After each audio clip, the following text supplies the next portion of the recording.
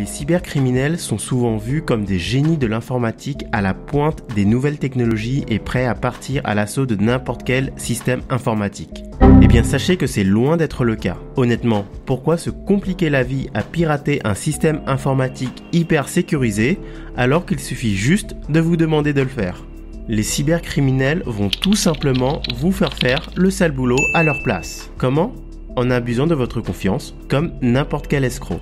Prenons l'exemple du phishing. C'est une technique où les pirates vont se faire passer pour quelqu'un d'autre, une entreprise, une organisation ou un collègue par exemple, de sorte à ce que vous ayez assez confiance pour faire exécuter le logiciel malveillant à votre insu. Et le phishing peut prendre diverses formes, mail, chat ou site web par exemple. Vous vous retrouvez alors vite infecté en ayant téléchargé un fichier ou en ayant cliqué sur un lien.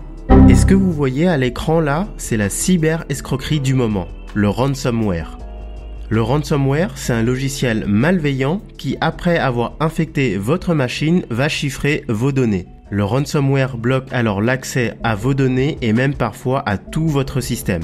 Et ce sujet est à prendre très au sérieux parce que la plupart des ransomware utilisent l'algorithme AES pour chiffrer les fichiers. En gros, cela veut dire qu'une fois infecté, c'est très difficile de récupérer vos fichiers, même pour des experts en informatique.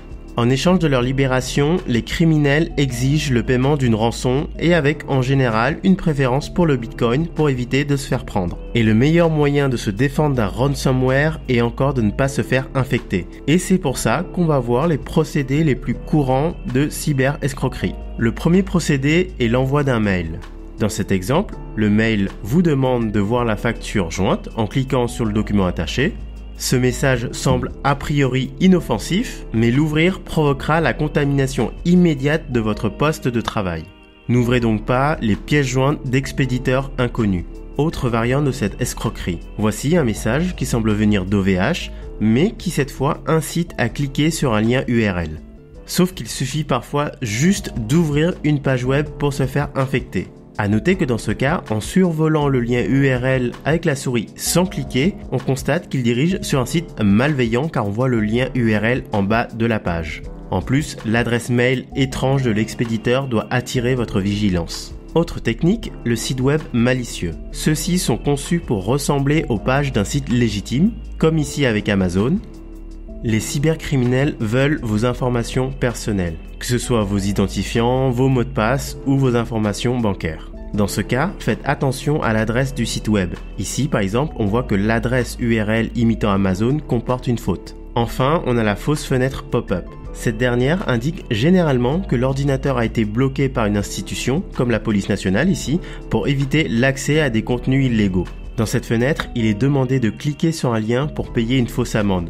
Ce qu'il ne faut jamais faire évidemment. Et voici maintenant les bonnes pratiques pour se prémunir de ces cyber-escroqueries. Tout d'abord, faites attention aux noms d'expéditeurs avec des adresses mail mal orthographiées ou louches. Attention aussi aux liens URL faux mais volontairement similaires à une marque connue.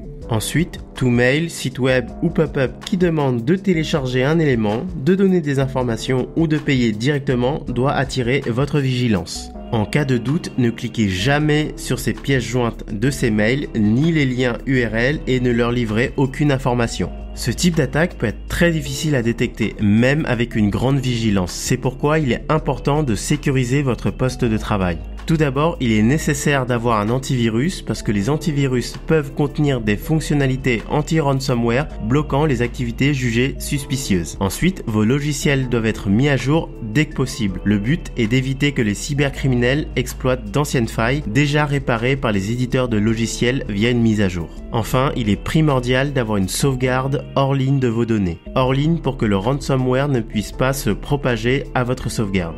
Comme ça, si vous vous faites infecter par un ransomware, vous faites un nettoyage, au pire un reformatage de votre PC, et ensuite vous restaurez vos données à partir de votre sauvegarde. Voilà, c'est tout pour cette vidéo sur les ransomware.